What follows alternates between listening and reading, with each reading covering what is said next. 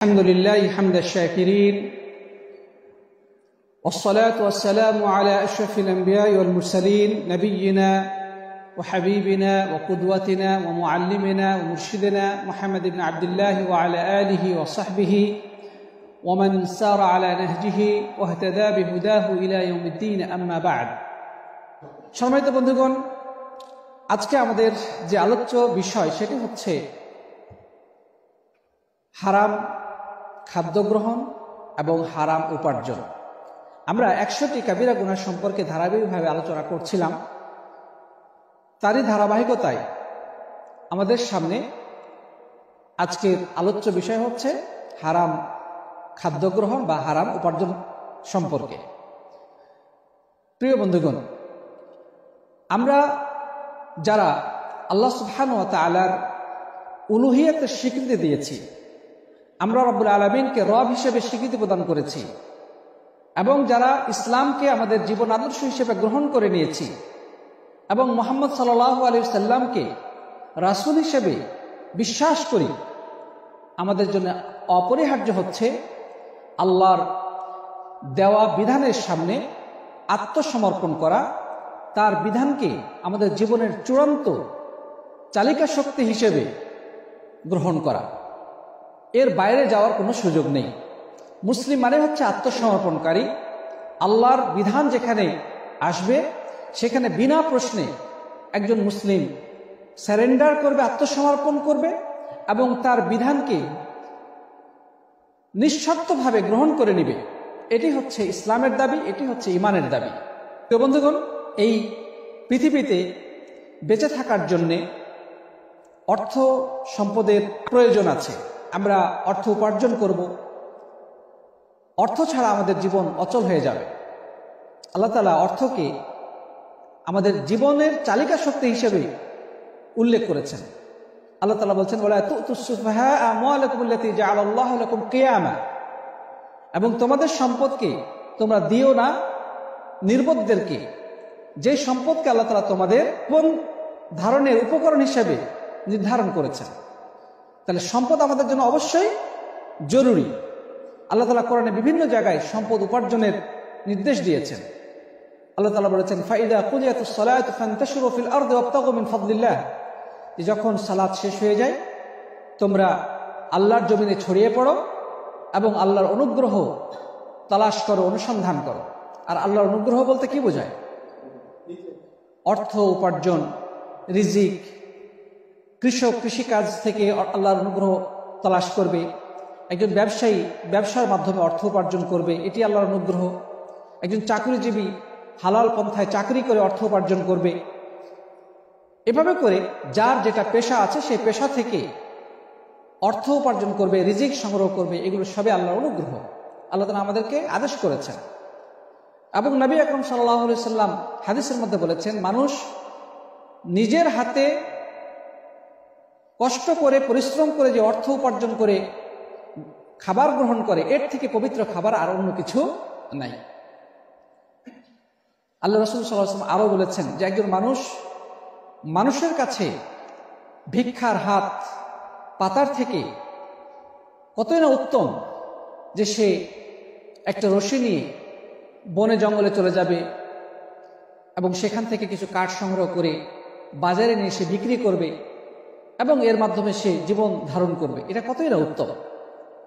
এভাবে করে কোরআন এবং হাদিসে অর্থ সম্পদ উপার্জনের ব্যাপারে অনেক উৎসাহ দেওয়া হয়েছে। তবে সেটা হতে হবে অবশ্যই হালাল ভাবে, আল্লাহর দেওয়া নির্দেশের আলোকে, আল্লাহর দেওয়া বিধানের আলোকে সেই অর্থ উপার্জনটা হতে হবে। এর বাইরে যাওয়ার কোনো সুযোগ নেই। প্রিয় বন্ধুগণ, যাই হোক, আমরা দেখি কোরআনে এবং হাদিসে হালাল অর্থ উপার্জনের ব্যাপারে এবং হালাল খাদ্য গ্রহণের ব্যাপারে কি বলা হয়েছে। আল্লাহ সুবহানাহু ওয়া তাআলা কোরআনে কারীমের বিভিন্ন জায়গায় আমাদেরকে আদেশ করেছেন আমরা যেন পবিত্র এবং হালাল খাদ্য গ্রহণ করি। রব্বুল আলামিন বলেছেন, ইয়া আইয়ুহাল্লাযীনা আমানু কুলু মিন তাইয়্যিবাতি মা রাযাকনাকুম, হে ঈমানদারগণ, তোমাদেরকে আমি যেই জীবনোপকরণ তথা রিজিক দান করি তোমরা সেখান থেকে পবিত্র জিনিসটাই ভক্ষণ করো। অর্থাৎ আল্লাহ সুবহানাহু ওয়া তাআলা পৃথিবীতে আমাদের জন্য অসংখ্য অগণিত রিজিকের ব্যবস্থা করেছেন। চতুর্দিকে অসংখ্য অগণিত রিজিক ছড়িয়ে রয়েছে। আমাদের জন্য যেটা করণীয়, সেখান থেকে যেটা পুত ও পবিত্র হালাল সেটাই শুধু গ্রহণ করা। আল্লাহ সুবহানাহু ওয়া তাআলা এই নির্দেশ আমাদেরকে দিচ্ছেন। এটা সূরা বাকারা 172 নম্বর আয়াত আল্লাহ তাআলা আদেশ করেছেন। আল্লাহ তাআলা আরো বলছেন, ইয়া আইয়ুহান নাস কুলু মিম্মা ফিল ইবা, হে মানুষেরা, তোমরা জমিনের মধ্যে যে সমস্ত খাবার রয়েছে সেখান থেকে হালাল এবং পবিত্র খাবারই তোমরা কি করো? গ্রহণ করো। আল্লাহ তাআলা আরো বলছেন, কুলু মিম্মা রাযাকাকুমুল্লাহু হালালান তাইয়্যিবা, আল্লাহ তোমাদেরকে যে জীবনোপকরণ তথা রিজিক দান করেছেন সেখান থেকে হালাল জিনিসটাই তোমরা গ্রহণ করো। ওয়াত্তাকুল্লাহাল্লাযী আনতুম বিহি মুমিনুন, এবং তোমরা সে আল্লাহকে ভয় করো যার প্রতি তোমরা বিশ্বাস স্থাপন করেছ। আল্লাহ সুবহানাহু ওয়া তাআলা আরো বলছেন, ফাকুলু মিম্মা রাযাকাকুমুল্লাহু হালালান তাইয়্যিবা ওয়াশকুরু নি'মাতাল্লাহি ইন কুনতুম ইয়্যাহু তা'বুদুন।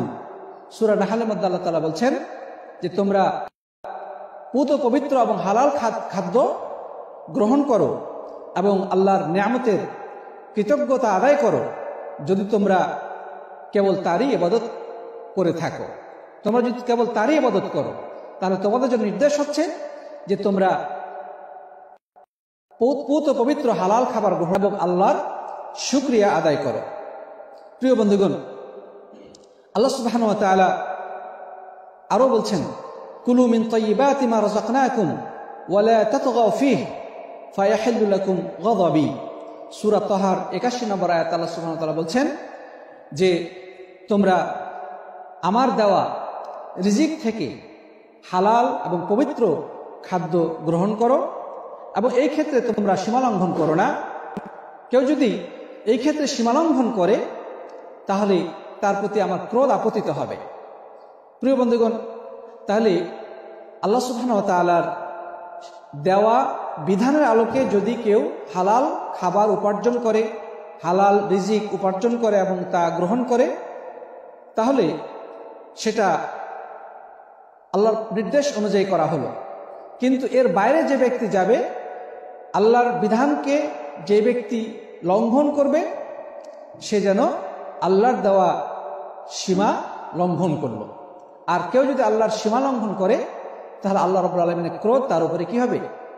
আপতিত হবে। রাব্বুল আলামিন তার প্রতি রাগান্বিত হবেন। আর যার প্রতি আল্লাহ সুবহানাহু ওয়া তাআলা রাগান্বিত হবেন তার পরিণতি কি হতে পারে? নিঃসন্দেহে তার পরিণতি অত্যন্ত ভয়াবহ হবে। আল্লাহ যেন আমাদেরকে আল্লাহর গজব থেকে হেফাজত করেন, বলেন আল্লাহুম্মা আমিন। প্রিয় সাথী বন্ধুগণ, এভাবে কোরআনে কারীমের বিভিন্ন আয়াতে আমাদেরকে আদেশ করা হয়েছে আমরা যেন আল্লাহর দেওয়া রিজিক থেকে কেবলমাত্র পুত পবিত্র এবং হালাল জিনিসটাই গ্রহণ করি। হারাম থেকে নিজেদেরকে আমরা অবশ্যই যেন নিবৃত রাখি, অন্যথায় আল্লাহর আযাব গজব আমাদেরকে গ্রাস করবে। এর আরো অনেক ক্ষয়ক্ষতি রয়েছে, আমরা সামনে সেগুলো জানার চেষ্টা করব। আল্লাহ তাআলা আমাদের সবাইকে হালাল অর্থ উপার্জন করা এবং হালাল পন্থায় তা ভক্ষণ করে জীবন ধারণের তৌফিক দান করেন, বলে আল্লাহুম্মা আমিন। প্রিয় উপস্থিতি, আল্লাহ রাসূল সাল্লাল্লাহু আলাইহি সাল্লাম হাদিসের মধ্যে বলেছেন, যে হাদিসটি বর্ণনা করেছেন আবু হুরায়রা রাদিয়াল্লাহু তাআলা আনহু। তিনি বলছেন, ইয়া আইয়ুহান নাস ইন্নাল্লাহা তাইয়্যিবুন লা ইয়াকবালু ইল্লা তাইয়্যিবা। আল্লাহ রাসূল সাল্লাল্লাহু আলাইহি সাল্লাম মানুষদেরকে সম্বোধন করে বলছেন যে হে মানুষেরা, আল্লাহ তাআলা নিজে পুত পবিত্র এবং তিনি পবিত্র জিনিস ছাড়া কোনো কিছু গ্রহণ করেন না। ওয়া ইন্নাল্লাহা আমারাল মুমিনিনা বিমা আমারা বিহিল মুরসালিন। আল্লাহ তাআলা নবী রাসূলদেরকে যে নির্দেশ দিয়েছিলেন সে একই নির্দেশ সকল মুমিনের উদ্দেশ্যে দিচ্ছেন। ফাকালা ইয়া আইয়ুহা রাসূল কুলু মিনাত তাইয়্যিবাতি ওয়া আমালু সালিহা, যে হে রাসূলগণ, তোমরা পবিত্র খাদ্য গ্রহণ করো এবং সৎকর্ম করো। তাহলে আল্লাহ তাআলার নির্দেশ নবী রাসূলদের প্রতি, সুবহানাল্লাহ, তারা হচ্ছেন পৃথিবীর শ্রেষ্ঠ মানুষ, আল্লাহ রাব্বুল আলামিনের নির্বাচিত ব্যক্তি, তাদের প্রতি আল্লাহর নির্দেশ, ইয়া আইয়ুহা রাসূল কুলু মিনাত তাইয়্যিবাত ওয়া আমালু সালিহা, যে তোমরা, হে নবী রাসূলগণ, তোমরা পুত পবিত্র খাদ্য গ্রহণ করো এবং সৎকর্ম করো, নেক আমল করো। ইন্নী বিমা তা'মালুনা আলিম, নিশ্চয় আমি তোমাদের সকল কৃতকর্ম সম্পর্কে অবগত। তোমরা যা কিছুই করো আমি সে সম্পর্কে খুব ভালোভাবেই জানি। তাহলে নবী রাসূলদের প্রতি আল্লাহর পক্ষ থেকে এই নির্দেশ ছিল, সে একই নির্দেশ পৃথিবীর সকল ঈমানদারের প্রতি, যে তোমরাও হালাল এবং পুত পবিত্র খাদ্য গ্রহণ করো এবং সৎকর্ম সম্পাদন করো। প্রিয় বন্ধুগণ, আল্লাহ তাআলা বলছেন, ইয়া আইয়ুহাল্লাযীনা আমানু কুলু মিন তাইয়্যিবাতি মা রাযাকনাকুম। আল্লাহ তাআলা আরো বলছেন যে, হে ঈমানদারগণ, তোমাদেরকে যে আমি রিজিক দিয়েছি সেই রিজিক থেকে হালালটা গ্রহণ করো। তাহলে এখানে নবী রাসূলদের কাছে যে নির্দেশ ছিল, আল্লাহ তাআলা ঈমানদারদের ডেকে সে একই নির্দেশ দিচ্ছেন। তাহলে বিষয়টা কতটা গুরুত্বপূর্ণ এখান থেকেই আমাদের কাছে স্পষ্ট হয়ে যায়।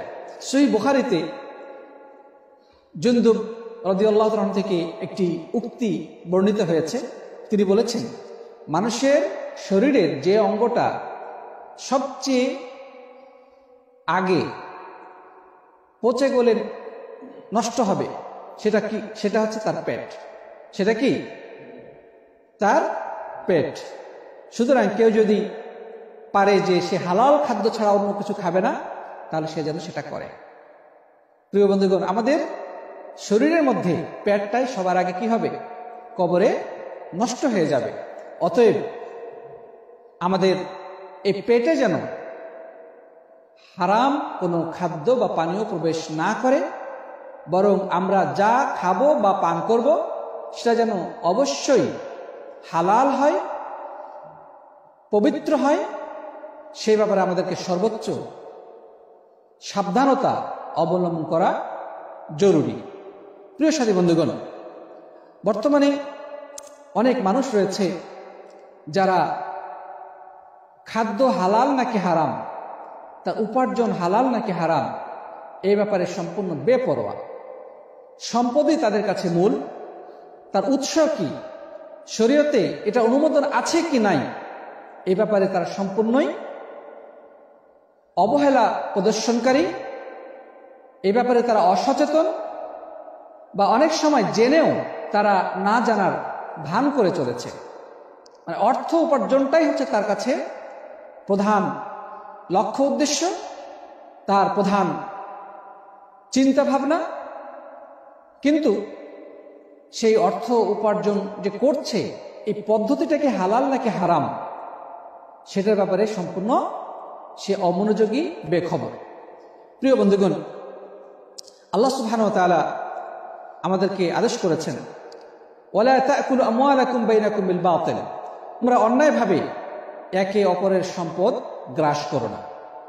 সহিহ বুখারী এবং মুসলিমে হাদিস বর্ণিত হয়েছে, আল্লাহ নবী সাল্লাল্লাহু আলাইহি ওয়াসাল্লাম বলেছেন, ইন্নাল হালালা বায়্যিনুন ওয়া ইন্নাল হারামা বায়্যিনুন ওয়া বাইনাহুমা উমুরুন মুশতাবিহাত লা ইয়ালামুহুন্না কাসীরুম মিনান নাস, যে নিশ্চয় হালাল সুস্পষ্ট এবং হারামও সুস্পষ্ট। হালাল হারাম দুটোই সুস্পষ্ট, আর এই দুয়ের মাঝে কিছু বিষয় রয়েছে যেগুলো সংশয়পূর্ণ, যেগুলো অধিকাংশ মানুষই জানে না এটা কি হালাল নাকি হারাম। হালাল হারাম তো স্পষ্টই, কিন্তু কিছু বিষয় রয়েছে যেগুলো সংশয়পূর্ণ, এটা অধিকাংশ মানুষ জানে না। তার মানে কিছু মানুষ জানে, অধিকাংশ মানুষ জানে না। তারা কি উদ্দেশ্য? কিছু মানুষ অবশ্যই জানে। আর তারা কারা? তারা হচ্ছে আর-রাসিখুনা ফিল ইলম, যারা কোরআন এবং সুন্নাহর বিশুদ্ধ জ্ঞানে সুসজ্জিত, গভীর জ্ঞানের অধিকারী উলামায়ে কেরাম। তারা কোরআন এবং হাদিসের নির্যাস থেকে সিদ্ধান্তে উপনীত হতে পারে যে এটা হালাল নাকি হারাম। কিন্তু সাধারণ মানুষ এগুলো জানবে না। এই জন্যই তো আমাদের কোনো বিষয়ে সংশয় সৃষ্টি হলে হালাল নাকি হারাম, বৈধ নাকি অবৈধ, এ ব্যাপারে যদি ক্লিয়ার আমরা বুঝতে না পারি, তখন আমাদের উচিত যে বিজ্ঞ ওলামায়ে কেরামের শরণাপন্ন হওয়া, তাদেরকে জিজ্ঞাসা করে সঠিকটা জেনে নেওয়া। কারণ আল্লাহ তাআলা বলেছেন ফাসআলু আহলা যিকরি ইন কুনতুম লা তা'লামুন, যে তোমরা আহলুল ইলমদেরকে জিজ্ঞাসা করে নাও যদি তোমরা না জানো। নবী আকরাম সাল্লাল্লাহু আলাইহি ওয়াসাল্লাম আরো বলেছেন শিফাউল আইয়ি আস-সুআল, অজ্ঞতার নিরাময় হচ্ছে জিজ্ঞাসা করা। অজ্ঞতা একটি রোগ, মূর্খতা একটি রোগ। এই রোগের নিরাময়টা কি? শিফা কোথায় রয়েছে? শিফা হচ্ছে জিজ্ঞাসা করে নেওয়া। আমি জানি না, না জেনেই তো ইচ্ছা মতো আমি যা কিছু করে ফেলতে পারি না। নিজের খেয়াল খুশি অনুযায়ী যদি আমরা কিছু করে ফেলি, তখন হয়তোবা আমরা হালাল মনে করে করবো অথচ সেটা হারাম, অথবা হারাম মনে করে বর্জন করবো অথচ সেটা হালাল। এই জন্যে আমাদের উচিত হবে সংশয়পূর্ণ বিষয়গুলোতে ওলামায়ে কেরামের শরণাপন্ন হওয়া, বা যে বিষয়ে আমাদের জ্ঞান নেই, স্পষ্টভাবে বুঝতে পারছি না, সেই ব্যাপারে সম্মানিত বিজ্ঞ আলেমদের কাছে যাওয়া, তাদেরকে প্রশ্ন করা এবং অস্পষ্টতা দূর করার চেষ্টা করা। প্রিয় বন্ধুগণ, তারপরে আল্লাহ রাসূল সাল্লাল্লাহু আলাইহি ওয়াসাল্লাম বললেন, এই যে অস্পষ্ট জিনিসগুলো, এগুলো থেকে কি করণীয়?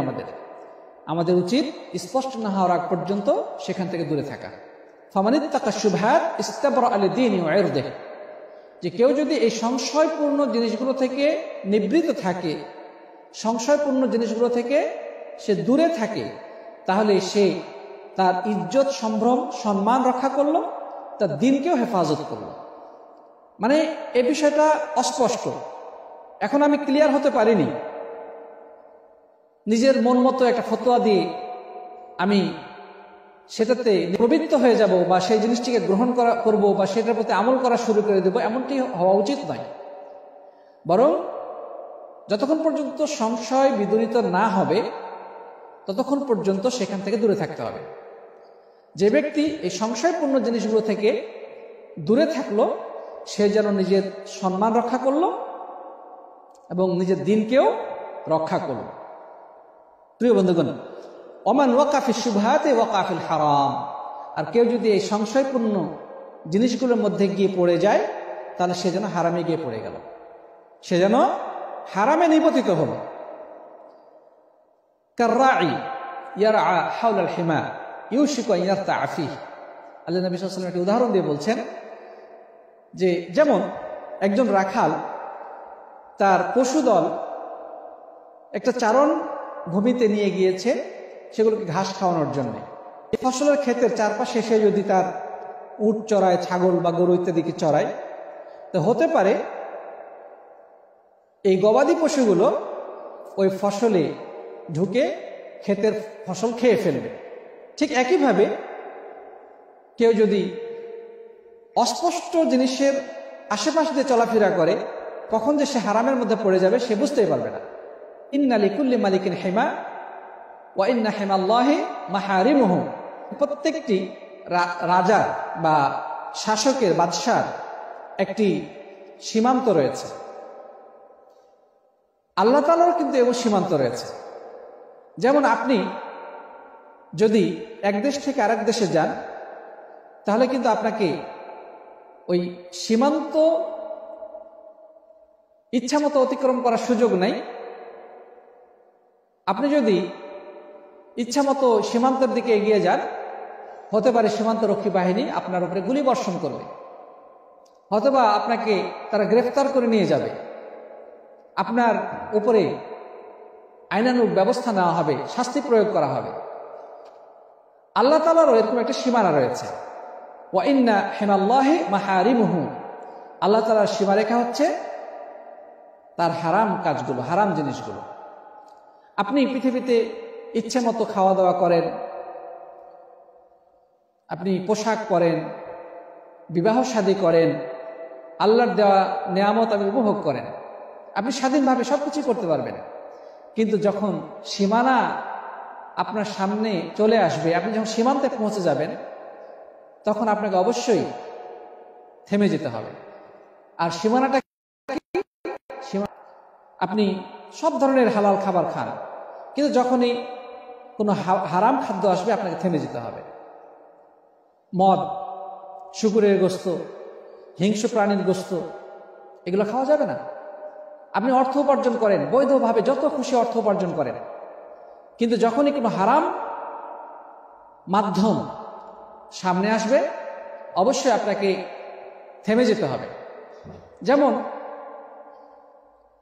ব্যবসা করেন, ঠিক আছে, কিন্তু যদি আপনি সুদি কারবারে লিপ্ত হয়ে যান তাহলে সেটা আপনি সীমানাকে অতিক্রম করলেন। আল্লাহর নিষিদ্ধ যে সীমানা, সে সীমানাকে আপনি লঙ্ঘন করলেন। আপনি ব্যবসা করছেন ভালো কথা, কিন্তু ব্যবসার মধ্যে হালাল হারাম আছে। আপনি যদি হারাম পণ্য ক্রয় বিক্রয় করেন তাহলে আল্লাহর দেওয়া সীমা রাখাকে আপনি লঙ্ঘন করলেন। আপনি বিয়ে শাদী করেন, পৃথিবীতে আল্লাহ সুবহানাহু ওয়া তাআলা বলে দিয়েছেন ফানকিহু মা তাবা লাকুম মিনান নিসাই মাসনা ওয়া সুলাসা ওয়া রুবা, তোমাদের যে কোনো নারীকে পছন্দ হয় তোমরা বিয়ে করো, 2 জন করে, 3 জন করে, 4 জন করে, তোমরা ইচ্ছা মতো বিয়ে করতে পারো যাদেরকে তোমার ভালো লাগে। তবে হারাম নারী হলে অবশ্যই তাকে বিয়ে থেকে বিরত থাকতে হবে। আল্লাহ তাআলা বলে দিয়েছেন যে কাদেরকে বিয়ে করা যাবে না। আপনি গাড়ি চালাচ্ছেন, ড্রাইভ করতেছেন, যখন রেড সিগন্যাল সামনে আসবে আপনার জন্য আবশ্যক হচ্ছে আপনি সেখানে গাড়িকে স্টপ করবেন। আপনি যদি সেই সিগন্যাল অতিক্রম করেন তাহলে আইন লঙ্ঘন করার কারণে হয় পুলিশের মাধ্যমে আপনি শাস্তিপ্রাপ্ত হবেন, আপনাকে জেলে যেতে হবে, আপনার গাড়িকে ক্রোক করা হবে। আর এই সিগন্যাল লঙ্ঘন করার কারণে হয়তো বা দেখা যাবে যে অন্য গাড়ির সাথে অ্যাক্সিডেন্ট হয়ে নিজেরও জীবন ধ্বংস হয়ে যেতে পারে বা অন্যকে আপনি ধ্বংস করতে পারেন, সম্পদের ক্ষতি হবে, গাড়ির ক্ষতি হবে, মানে নানা ধরনের সমস্যা সৃষ্টি হবে, ঠিক না ঠিক? তাহলে আল্লাহ রাব্বুল আলামিনের হারাম কাজগুলো হচ্ছে রেড সিগন্যাল। যখনই কোনো হারাম সামনে আসবে অবশ্যই আমাদেরকে সেখানে আমাদের এই জীবনের গতিপথকে থামিয়ে দিতে হবে, আর সামনে অগ্রসর হওয়ার সুযোগ নাই। প্রিয় সাথী বন্ধুগণ, দেখেন হারাম খাদ্য গ্রহণ করলে এটা দ্বারা মানুষের মনে কিন্তু খারাপ প্রভাব পড়ে। মানুষ যখন হারাম উপার্জন করে, হারাম খাদ্য গ্রহণ করে, হারাম পানীয় গ্রহণ করে, তখন এটা তার অন্তরকে কলুষিত করে, তার অন্তরটা দুর্বল হয়ে যায়, অন্তরটা নষ্ট হয়ে যায়। তাই তো এই হাদিসের শেষ দিকে আল্লাহ রাসূল সাল্লাল্লাহু আলাইহি ওয়াসাল্লাম অন্তরের বিষয়টি উল্লেখ করেছেন। তিনি বলেছেন আলা ইন্না ফিল জাসাদি লামুদগা ইদা সালুহাত সালুহাল জাসাদু কুল্লু ওয়া ইদা ফাসাদাত ফাসাদাল জাসাদু কুল্লু আলা ওয়াহিল কলব।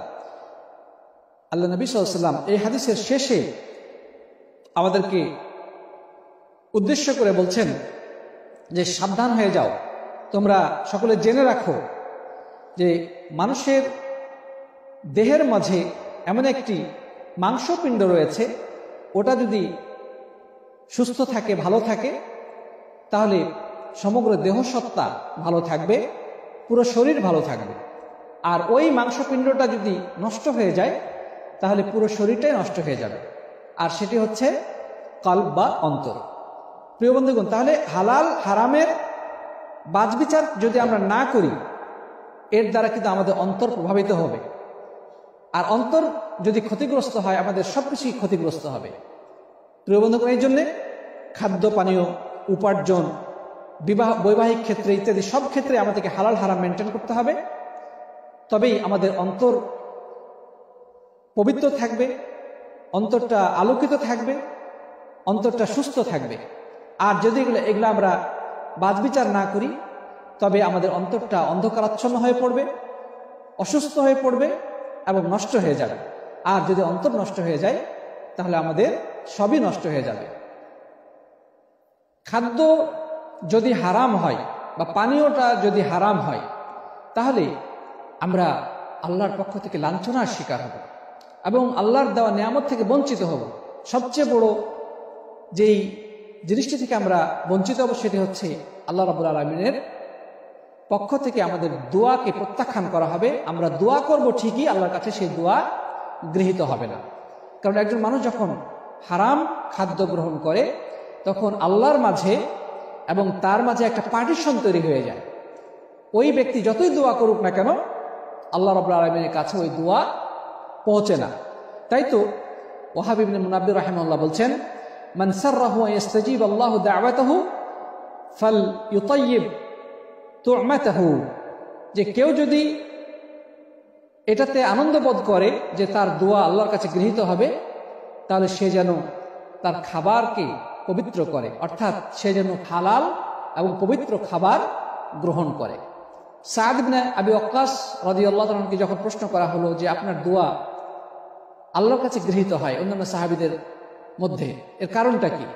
তখন তিনি বলেছিলেন, মা রাফা'তু ইলা ফামি লুকমাতান ইল্লা ওয়া আনা আলিমুন মিন আইনা মাজিউহা ওয়া মিন আইনা খারাজাত, যে আমি এমন এক লোকমা খাবারও মুখে তুলিনি যে ব্যাপারে আমি জানতাম না যে এই খাবারটা কোত্থেকে এসেছে, কোত্থেকে এটা বের হয়েছে।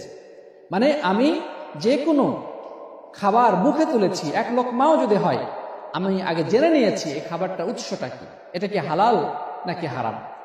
আল্লাহ রাসূল সাল্লাল্লাহু আলাইহি ওয়াসাল্লাম ওই ব্যক্তির হাদিসটি, ওই ব্যক্তির কথা উল্লেখ করেছেন যে এক লোক, রাজুলুন ইউতিলু সাফার আশআস আগবার ইয়ামুদ্দু ইয়াদাইহি ইলা সামাই ইয়া রাব্বি ওয়া মাতআমুহু হারাম ওয়া মাশরাবুহু হারাম ওয়া মালবাসুহু হারাম ওয়া গুযিয়া বিল হারাম ফাআন্না ইস্তাজাবু লিযালিক। সহিহ মুসলিমের সেই হাদিস যে একজন ব্যক্তি দূর থেকে অনেক পথ অতিক্রম করে হারামে গিয়েছে হজ করার জন্য। এই দীর্ঘ পথ অতিক্রম করার কারণে তার শরীরে ময়লা পড়ে গিয়েছে, মাথার চুল এলোমেলো উস্কো খুস্কো হয়ে গেছে, এবং সেখানে গিয়ে দুই হাত উত্তোলন করে আল্লাহর কাছে দোয়া করছে, ইয়া রব্বি, হে আল্লাহ, হে আমার রব, আপনি আমার দোয়া কবুল করুন। অথচ এই লোকটির খাদ্য, পানীয়, পোশাক আশাক সবই হারাম। মানে যে খাবার সে খায় সেটাও হারাম, যে পানীয় সে পান করে সেটাও হারাম, যে পোশাক সে পরিধান করেছে সেটাও হারাম। ফাআন্না ইস্তাজাবু লিযালিক, কিভাবে এই লোকের দোয়া আল্লাহর কাছে গৃহীত হবে? প্রিয় বন্ধুগণ, তাহলে কেউ যদি হারাম অর্থ উপার্জন করে, হারাম পথে উপার্জিত অর্থ দ্বারা পোশাক পরিধান করে, বা হারাম খাবার গ্রহণ করে, পানীয় গ্রহণ করে, অথবা হারাম পদ্ধতিতে উপার্জিত অর্থ দ্বারা খাদ্য পানীয় গ্রহণ করে বা পোশাক আশাক পরিধান করে, সে যতই আল্লাহর কাছে কান্নাকাটি করুক না কেন, যতই হাত তুলে আল্লাহর কাছে দোয়া করুক না কেন, যতই চোখের পানি ফেলাক না কেন, আল্লাহ রাব্বুল আলামিন সেগুলো প্রত্যাখ্যান করবেন, সেগুলো আদব গ্রহণ করবেন না। প্রিয় বন্ধুগণ, তাহলে এখান থেকে আমরা যে বিষয়টি উপলব্ধি করতে পারছি যে দোয়া কবুলের সব ধরনের শর্ত যদি কেউ পূরণ করে, তারপরেও তার দোয়া আল্লাহর কাছে গৃহীত হবে না যদি তার খাদ্য পানীয় হারাম হয়ে থাকে। প্রিয় বন্ধুগণ, আমাদেরকে ভাবতে হবে, আমরা যারা ব্যবসায়ী, আমাদের ব্যবসাটা হালাল পন্থায় হচ্ছে নাকি হারাম পন্থায় হচ্ছে? ব্যবসার মধ্যে আমি যদি ক্রেতাকে কোনো পদ্ধতিতে কলাকৌশল করে ঠগিয়ে দেই, হয়তোবা ওজন কমিয়ে দিলাম, অথবা 2 নম্বর নকল পণ্যকে 1 নম্বর খাঁটি পণ্য বলে যদি বিক্রয় করে দিলাম, অথবা এক্সপায়ার ডেট, মানে ডেট শেষ হয়ে গেছে কিন্তু সেটাকে মুছে আবার নতুন ডেট বসায় দিলাম, এটার দ্বারা ক্রেতা কি হলো? প্রতারিত হলো। হয়তোবা তার এটা ক্ষতিরও কারণ হতে পারে। সে হয়তোবা আপনার কাছ থেকে কিনে নিয়েছে, আপনি কিছুটা আর্থিক লাভবান হয়েছেন, কিন্তু এই অর্থটা আপনার জন্য সম্পূর্ণ হারাম। সরকার নিষিদ্ধ করেছে এমন কোনো পণ্য আপনি সরকারের আইন লঙ্ঘন করে যদি ক্রয় বিক্রয় করেন, তবে এটিও আপনি হারাম পন্থায় উপার্জন করলেন। রব্বুল আলামিন আপনার এই অর্থ দ্বারা আপনি যতই দান সদকা করেন, হজ উমরা করেন, আল্লাহ সুবহানাহু ওয়া তাআলা এই হারাম অর্থের মাধ্যমে আপনি যত কিছু করবেন, আল্লাহ তাআলা সেগুলো কি করবেন না? কবুল করবেন না। প্রিয় বন্ধুগণ, আল্লাহ নবী সাল্লাল্লাহু আলাইহি সাল্লাম একটি হাদিসের মধ্যে বলেছেন, ইয়া কাব ইন্নাহু লা ইয়ারবু আই লা ইয়ানমু লাহমুন নাবাতা মিন সুহতিন ইল্লা কানা আন-নার আওলা বিহি। কাব ইবনে উজরাকে উদ্দেশ্য করে আল্লাহ রাসূল সাল্লাল্লাহু আলাইহি সাল্লাম বলছেন যে, হে কাব, শরীরের তোমার গোশত যদি বৃদ্ধি পায় হারাম খাদ্য পানীয় দ্বারা, তবে মনে রাখবে এই শরীরের উপযুক্ত স্থান হচ্ছে জাহান্নাম। আরেকটি হাদিসে আল্লাহ নবী সাল্লাল্লাহু আলাইহি সাল্লাম বলেছেন, লা ইয়াদখুলুল জান্নাতা জাসাদুন গুযিয়া বিল হারাম, মানে যেই শরীরটা হারাম খাদ্য পানীয় দ্বারা গঠিত হয়েছে, তার রক্ত মাংস চর্বি তৈরি হয়েছে হারাম অর্থ দ্বারা, সেই শরীরটা জান্নাতে প্রবেশ করবে না। হাদিসে এসেছে যে সাহাবায়ে কেরাম খয়বার যুদ্ধের সময় সাহাবীদের বীরত্বপূর্ণ যুদ্ধ দেখে তারা বলাবলি করতেছিলেন যে উমুকে জান্নাতি, উমুকে জান্নাতি, উমুকে জান্নাতি, উমুকের শহীদ, উমুকের শহীদ, এভাবে করে তারা কথাবার্তা বলতেছিলেন। এভাবে বলতে বলতে একজন ব্যক্তির সম্পর্কে তারা বলতেছিলেন যে উনি হচ্ছেন শহীদ, অর্থাৎ এই লোকটি জান্নাতে প্রবেশ করবে, কারণ শহীদের ঠিকানা কোথায়? জান্নাত। তখন নবী করিম সাল্লাল্লাহু আলাইহি সাল্লাম ওই লোকটির ব্যাপারে বললেন, কাল্লা ইন্নী রাআইতুহু ফিন নার ফি বুরদাতিন আও আবাআতিন গাল্লাহা, অর্থাৎ এই লোকটিকে যার ব্যাপারে তোমরা একটু আগে তাকে শহীদ হিসেবে আখ্যায়িত করেছ, আমি দেখেছি যে এই লোকটি জাহান্নামী, একটা চাদর অথবা পোশাক সে গনিমতের সম্পদ থেকে বন্টন হওয়ার আগেই নিয়ে নিয়েছিল, যার কারণে আল্লাহ তাআলা তাকে জাহান্নামের আগুনে নিক্ষেপ করেছেন। অর্থাৎ আল্লাহ সুবহানাহু ওয়া তাআলা ওহীর মারফতে জানতে পেরেছেন যে গনিমতের সম্পদ অর্থাৎ যুদ্ধ লব্ধ সম্পদ, যুদ্ধে যখন কাফেরদের সাথে মুসলিমদের জয় হয় তখন কাফেরদের ফেলে যাওয়া যে সম্পদ সেগুলো মুসলমানরা সংগ্রহ করে, এটাকে গনিমত বলা হয়। গনিমতের নিয়ম হচ্ছে যে যিনি যুদ্ধের কমান্ডার থাকবেন উনি যোদ্ধাদের মাঝে সেগুলো বন্টন করে দেবেন। তো কেউ যদি এই বন্টনের আগে গোপনে একটা চাদর অথবা সামান্য কোনো কিছু যদি সেখান থেকে সরিয়ে নেয়, তাহলে সে জাহান্নামের আগুনে দগ্ধীভূত হবে, যেমন এই হাদিস থেকে আমরা এটা পেয়ে গেলাম। সাথী বন্ধুগণ, তাহলে বিষয়টা দেখেন, খুব ছোট্ট একটি বিষয়, কিন্তু রাসূল করিম সাল্লাল্লাহু আলাইহি ওয়াসাল্লাম বলেছেন যে এই যে সে অবৈধভাবে গনিমতের সম্পদ বন্টিত হওয়ার পূর্বে নিজে সরিয়ে রেখেছিল, এই কারণে আল্লাহ তাআলা তাকে জাহান্নামের আগুনে নিক্ষেপ করলেন। এ কথা শুনে কিছু কিছু সাহাবী এই একটা জুতার ফিতা বা একটা এরকম ছোট কিছু জিনিস নিয়ে এসে হাজির হয়েছে যে আল্লাহ রাসূল, এটা তো আমি নিয়েছিলাম। তখন নবী করিম সাল্লাল্লাহু আলাইহি সাল্লাম বললেন যে এগুলো জাহান্নামের কারণ। কেউ যদি একটা জুতার ফিতাও বঞ্চিত হওয়ার আগেই গোপনে লুকিয়ে রাখে, তাহলে এটাও জাহান্নামে যাওয়ার কারণ হবে। প্রিয় বন্ধুগণ, ঘুষ খাওয়ার ব্যাপারে নবী সাল্লাল্লাহু আলাইহি সাল্লাম বলেছেন, লাআনাল্লাহু রাশি ওয়াল মুরতাশি, আল্লাহ তাআলা ঘুষ দেনেওয়ালা এবং ঘুষ গ্রহণকারী উভয়কে লানত করেছেন। মানে যে ঘুষ দিবে এবং যে ঘুষ গ্রহণ করবে উভয় অভিশপ্ত। তারপরে সুদ, আল্লাহ তাআলা বলেছেন আহাল্লাল্লাহুল বাই'a ওয়া হাররামার রিবা, আল্লাহ তাআলা সুদকে হারাম করেছেন, ব্যবসাকে হালাল করেছেন। আর যে ব্যক্তি সুদ খায় আল্লাহ তাআলা তার বরকত উঠিয়ে নেন।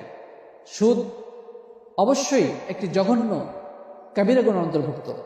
এভাবে করে আমরা যদি দেখতে যাই, অসংখ্য অগণিত বিষয় রয়েছে আমাদের সমাজে যেগুলো আমরা অবলীলাক্রমে হালাল হারাম বাছবিচার না করে ইচ্ছা মতো আমরা লেনদেন করতেছি, অথচ এগুলো সম্পূর্ণরূপে হারাম। সুতরাং আমাদেরকে দেখতে হবে আমাদের কোন লেনদেনটা হালাল, কোন লেনদেনটা হারাম, কোনটা ন্যায় কোনটা অন্যায়, সেগুলো অবশ্যই আমাদেরকে বাছবিচার করেই চলতে হবে। ব্যবসার ক্ষেত্রেও হালালভাবে আমি ব্যবসা করছি নাকি হারামভাবে ব্যবসা করছি, সেটা অবশ্যই আমাদেরকে বাছবিচার করেই ব্যবসা করতে হবে। অনেক কৃষক আছেন যারা জমির আইল ঠেলতে ঠেলতে ব্যাকা করে একদিকে আইল আরেক দিকে নিয়ে চলে গেছে, তো অবশ্যই কাজটা হারাম। অন্যের ক্ষেতের পানি গোপনে সে যদি নিজের ক্ষেতের মধ্যে প্রবেশ করায়, তাহলে সেটাও একটা হারাম কাজ করলো। এভাবে করে জীবনের প্রত্যেকটি ক্ষেত্রে হালাল হারাম রয়েছে। আমাদেরকে অবশ্যই সেই হালাল হারাম সম্পর্কে জ্ঞান অর্জন করতে হবে এবং কোনটা হারাম, হারাম থেকে অবশ্যই দূরে থাকতে হবে এবং যেটা হালাল সেটা গ্রহণ করতে হবে। আর হালালের মধ্যে অল্পতেই সুখ রয়েছে, হারামের মধ্যে কোনো সুখ নেই। যে ব্যক্তি হালাল পন্থায় উপার্জন করে সে যদি খুব অল্প পরিমাণে খাবার গ্রহণ করে সে অন্তরে এক অনাবিল প্রশান্তি অনুভব করে, কিন্তু হারাম পন্থায় উপার্জন করে সে যদি কোটি টাকারও মালিক হয় সে কিন্তু মানসিকভাবে শান্তি পায় না, সুখ পায় না। সামান্য অসুখেই তাকে সিঙ্গাপুর দৌড়াতে হয়, কোটি কোটি টাকা খরচ করেও সেই রোগ থেকে সে সুস্থ হয় না। আরামের বিছানায় শুয়ে সে ওলটপালট করতে থাকে, তার ঘুম আসে না। কিন্তু একজন অটো চালক, রিক্সা চালক, একজন ক্ষেত মজুর দেখা যাবে যে সে তার স্ত্রী পরিবার নিয়ে যদি অল্প পরিমাণও খাবার হয় তারা খেয়ে খুব শান্তিমতো তার জীবন অতিবাহিত করে দেয়। সামান্য অসুখ বিসুখকে তাদের কিছুই হয় না, একটা প্যারাসিটামল খেলে তাদের বা সামান্য 5 টাকা 10 টাকা ওষুধ খেলে তাদের রোগ সেরে যায়। এদের জন্য সিঙ্গাপুর দৌড়ানোর প্রয়োজন হয় না এবং সারা রাত তারা আরামে ঘুমাতে পারে, তাদের কোনো টেনশন নেই। পক্ষান্তরে ওই কোটি কোটি টাকার সম্পদ উপার্জন করেছে হারাম পন্থায়, ওদের টেনশনের কোনো শেষ নাই। রাত্রে বিছানায় লটপট করে ঘুমাতে পারে না। তারা বলে কোটি টাকা দেওয়া হলে যদি 1 ঘন্টার ঘুম আমি ঘুমাতে পারতাম তারপরেও আমি কোটি টাকা দিতে প্রস্তুত আছি, কিন্তু তারা সেটা পায় না। আল্লাহর পক্ষ থেকে গজব এগুলো। টেনশন অস্থিরতায় তাদের জীবন শেষ হয়ে যায়, কিন্তু তারা শান্তি কি জিনিস খুঁজে পায় না। তাই প্রিয় বন্ধুগণ, আসুন আমরা দুনিয়াতে যদি শান্তি পেতে চাই এবং আখিরাতে আল্লাহর আযাব থেকে বাঁচতে চাই তাহলে আমরা হালাল পন্থায় অর্থ উপার্জন করার জন্য চেষ্টা করি এবং যত হারাম উৎস রয়েছে সেগুলো থেকে নিজেদেরকে রক্ষা করি। রব্বুল আলামিন আমাদের সবাইকে তৌফিক দান করুন, আল্লাহুম্মা আমিন। এতক্ষণ যে আলোচনা শুনলেন সবাইকে অনেক অনেক ধন্যবাদ জানিয়ে আজকের ক্লাস এখানে সমাপ্ত করছি। জাযাকুমুল্লাহু খাইরান। হাদা ওয়া সাল্লাল্লাহু আলা নবিয়িনা মুহাম্মদ ওয়া আলা আলিহি ওয়া সাহবিহি আজমাইন। আসসালামু আলাইকুম ওয়া রাহমাতুল্লাহি ওয়া বারাকাতুহু।